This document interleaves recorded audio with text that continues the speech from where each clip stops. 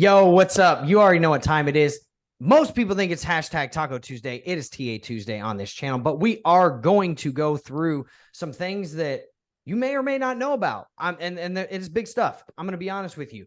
The market is looking a little bullish right now, short-term wise, but if you look at the trends and if you look at the news that it's weirdly not reacting to, it's looking very bearish for the long term, at least 10K being still in play, in my opinion, right? So we're going to run through that here in just a little bit, the actual TA behind it, but I'm going to show you some things that I'm seeing in the market that, in my opinion, look a little different than bullish sentiment, okay? So I'm going to go ahead and share my screen. I'm going to show you the first thing. So the first thing is this right here. Binance is bleeding assets. You can go check this out. It's on Forbes, all right? So they have lost $12 billion in assets in less than 60 days. That's since November. Basically, aggregate that, right? That's the FTX crash. We know what happened. Okay. So now, what does that mean? For the largest cryptocurrency exchange, that is 25% of its assets under management, poof, gone in like 60 days. And you can go through and read this article all you want. At the end of the day, the data is there. What does that tell you? There is either one, a lot of money leaving cryptocurrency exchanges due to market sentiments being negative towards centralized exchanges. Or two, there is just a broad and mass exodus in the cryptocurrency markets, period, as a whole, or any combination thereof, both, right? So I'm going to show you some other articles that I honestly thought people would react a little bit less favorably to, or the markets itself would react a little bit less favorably to. But you can seriously go on all of these articles and read them yourself. Binance has lost like 30%, BNB, right? Binance's coin has lost like 30% of its value the past few weeks. All right. That's substantial whenever there was already a lot of shedding being happening. All right. So here's another thing. This is where, and I talked about this in my previous video, where the trickle-down effect starts to come in. There's a lot of exposure, and I think I was talking about this on the Wolfer Finance briefing on Friday. There's a lot of exposure still out there for a lot of institutions that were a part of FTX, whether it is they had assets on FTX, whether it be the other exchange, or whether it be the US exchange, or whether they had assets with Alameda. Then there's the other ones that actually loaned money to FTX. They're never getting that back, right? And I'll show you a little article where they think maybe potentially people might get it back sometime next year, 2024. Get out of here. I'm not trying to hear that. Forget about it. So my whole point is that this trickle-down effect is going to continue.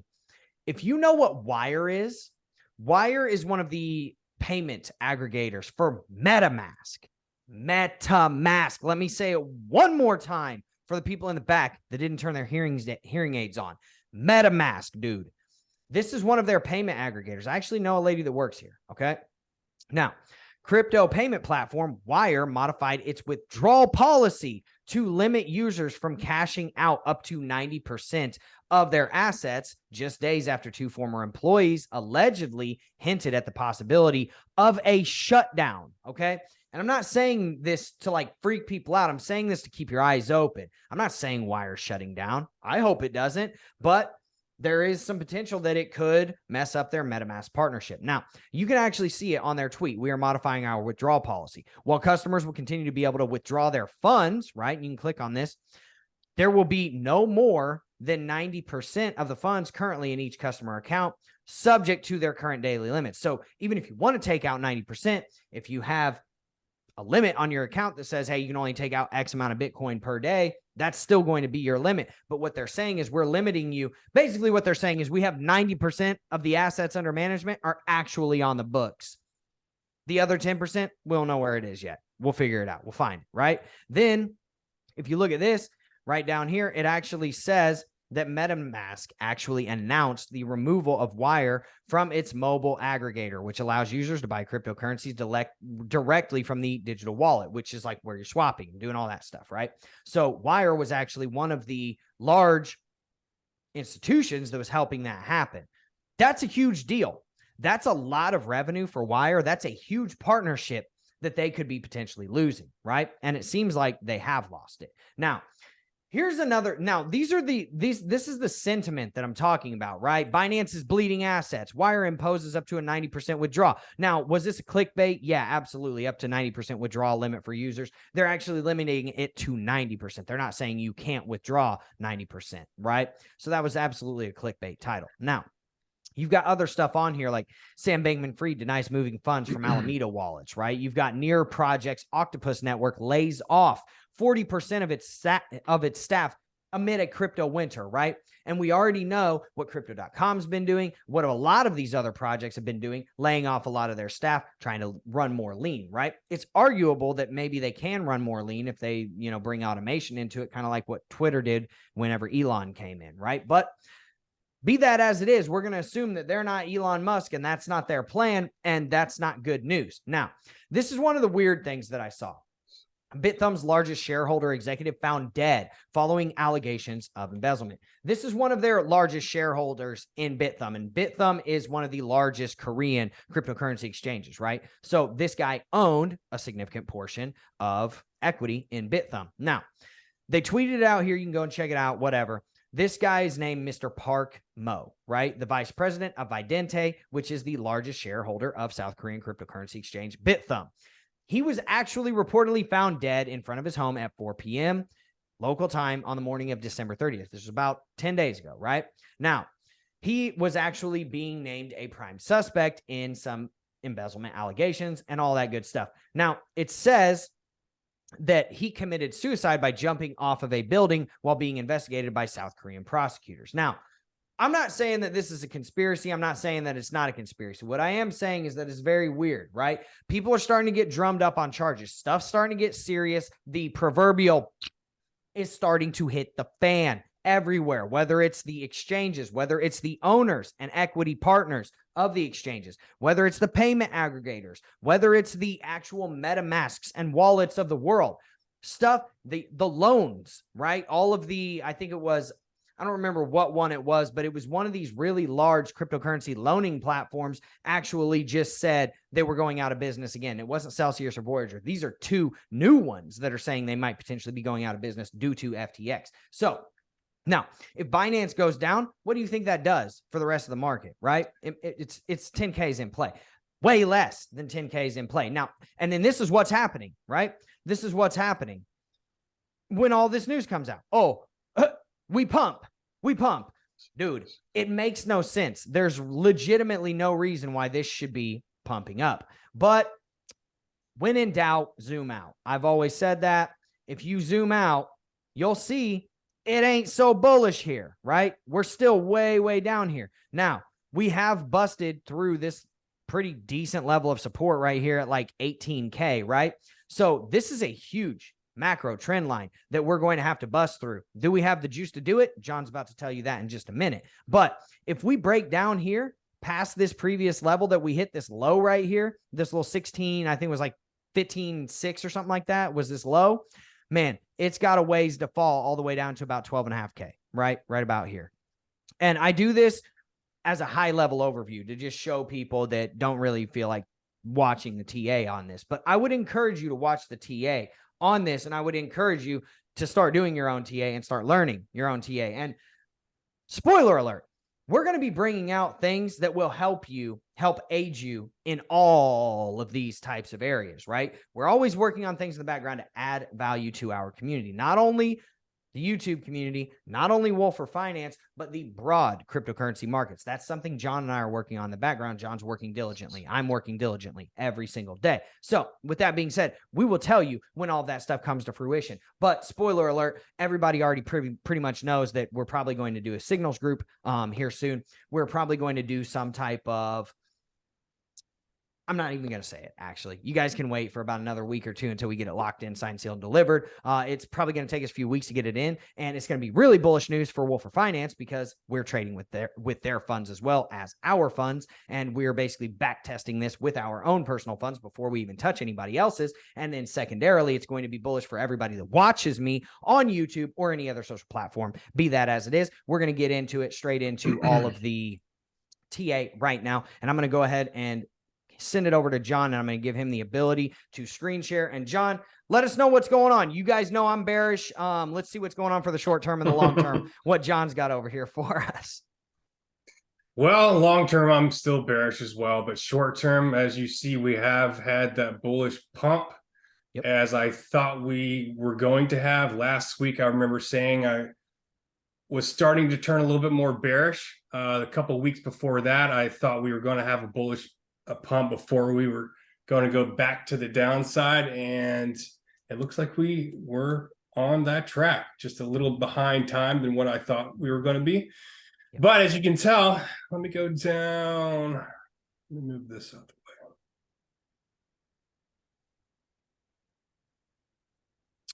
Come down a little bit more of a local time frame so we can see this. We have a cup and handle pattern right here. We have the cup here and the handle pattern here. As we can zoom in just a little bit further, that handle came right down to our value area low. Kiss that, and up we go. So we did get a little bit of rejection at the value area high of this zone. We came back down. We created a new value area, a little micro one, and we came right back up to that one, back down, had a nice little fake out of this rising trend line. This is the green line. And again, trend lines are super duper powerful in trading. If you don't know how to trade them, there are several different ways to trade them. Some are risky, some are much more safe. We can teach that later, but we had a nice little fake out, and boom, back up, another bull flag into another bull flag, and up we go. If we come back potentially up what here, might potentially be another bull flag forming. Jesus. Right. On the 24-minute time frame. That is on a 24-minute time frame, though. Yeah, that's on a 24-minute time frame. As we were making these highs right here, you could see on market cipher that we were making lows. So we were coming to a situation where we were getting bearish divergences, but that did not play out because volume came in. Money flow came in. We did not see bearish divergence on this money flow as well. So we knew that, hey, we had something, a good confirmation to tell us to take a short right here, but that short is going to be short-lived. So we came right back down at that bearish divergence, right to this trend line. We met that trend line right on the dollar and pumped right up on it as this money flow and volume coming back into the market. And, at this point, as you see the bullish sentiment, you have a lot of people FOMOing in up here. So all through this upwards rising range, we have a lot of FOMO traders, and this can get real dangerous for them real quick. So at some point, market makers are going to see all this line right below this green line as high levels of liquidity. Now, at what point are they going to want to take that liquidity? We'll see. But right now, we have come up to this fair value gap, which was created right here on this large candle of single prints. And so this is where we have topped out at right to the dollar, right on it. And these fair value gaps and order blocks, again, this is a part of smart money concepts. They work incredibly well. But again, we need to see signs of losing that strength. So again, right now on the 4-hour, we do not see that. We see money flow could be a top. We could see these waves start to cross, which means we might get a red dot here, but it's not confirmed yet. So we have to wait for those confirmations. Now on a 1-hour, a little bit more local here, we can see that as we can come up here, we are creating a lower low on the momentum. So now we are getting that bearish divergence. We come back to the 4-hour once more, take a zoomed out look. We can see that from this point here, And this wick right here, the wick down to this one, we are going down. Price is coming down, but this is going up. The momentum is going up still. What does this mean? This is a hidden bearish divergence, which is a continuation sign. So a continuation back to the downside. Hit them with that again, because that is really important. And that is nothing that anybody else that I've seen, very few people talk about that. So just hit them with that again. There's law of repetition. There's two different kinds of divergences. You have regular divergences and hidden divergences. So in this case here, we zoom out, always take a look closer in like we did on the 4 and 1 hour, but also take another look on the zoomed out position. Let's look left, see what's going on. Where's our last high, right? Where's the pivot? So our last high pivot is here, and then where we're at now. So we are coming down in price, and the momentum oscillator is coming up. So this is creating a hidden bearish divergence, which is a sign of continuation, meaning that the trend is going to continue. So where are we going to stop? Is this going to be our stopping point? It could be. But again, we need to see confirmation here. And I'd also would like to see really the money flow having a bearish divergence, and it's only going to show on a lower time frame at first, and then it moves up. As you can see here, we went down to the 12-hour. Top-down analysis. Again, time frame, top-down analysis. Yep. Price is coming up. Momentum is coming down, creating a regular bearish divergence. Price is going up. Money flow is coming out or going down. So this is giving us our bearish sentiment at this level because we have momentum as well as money flow, and a money flow takes price and volume into account. So we have this coming down. So we have a double bearish divergence here. And then we have a hidden bearish divergence on the 4-hour. Now, again, these things can be blown through and invalidated. So we have to watch in the time. You have to have your eyes glued onto the chart. Well, there's some other ways, but we'll get into those at a later date. But we see to the upside that we have liquidity from this wick. So people who shorted in this range have their stop losses here, as well as people who are longing here have their take profits here.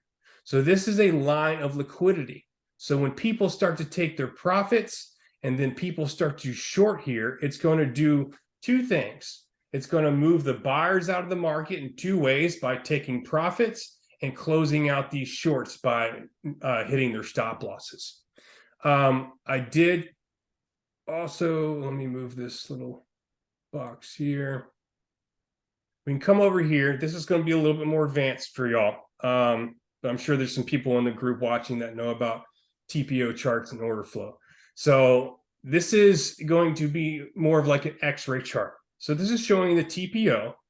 And this right here is signifying that we have a time price opportunity of a naked daily point of control, which means it has not been hit. So again, these act like magnets as well. So if we come back, I put this on the chart, and it's about 17,700. So we very well could come up and tap that. We could also take out this liquidity here.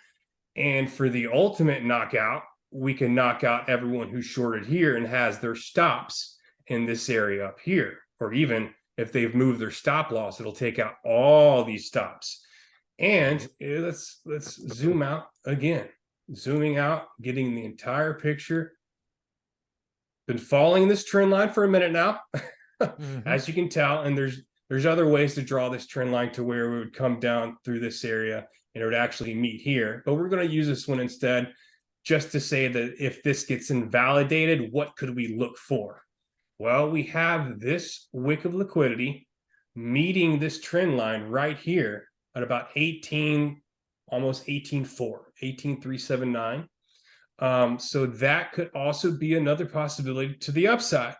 So we have several areas of liquidity here that I'm eyeballing, keeping my eyes on to see if we get a reaction here.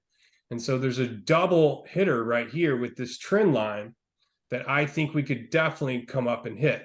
Now, we have fully filled this fair value gap, but the reaction is not as strong as I would like to see it. Even if we come down to a lower time frame, I would have liked to see a big wick through this area and then a strong big candle down. But we have not gotten that because the FOMOers are still alive right now. Right. Yeah. So we could definitely get another push to the upside before coming down. But nonetheless, that's what's been going on the past few days in my realm. And those are the things I'm looking out for at the moment. Again, on the daily, we don't have anything. We're in a neutral zone right here on the daily. But again, that takes a while for it to play out. But what I would like to see here are these lines cross and create another red dot for me to also confirm that we also have some other confirmation to go back down. But in the immediate, like today, probably in the next few hours, let's see, we have 2 hours left on this 4-hour candle. So I'm expecting in the next 2 hours that we should see if we get a red dot right here and it confirms or does not confirm and we go higher. Yep. Yeah. And this is actually pre-recorded on Monday afternoon as well. So we will see how this plays out.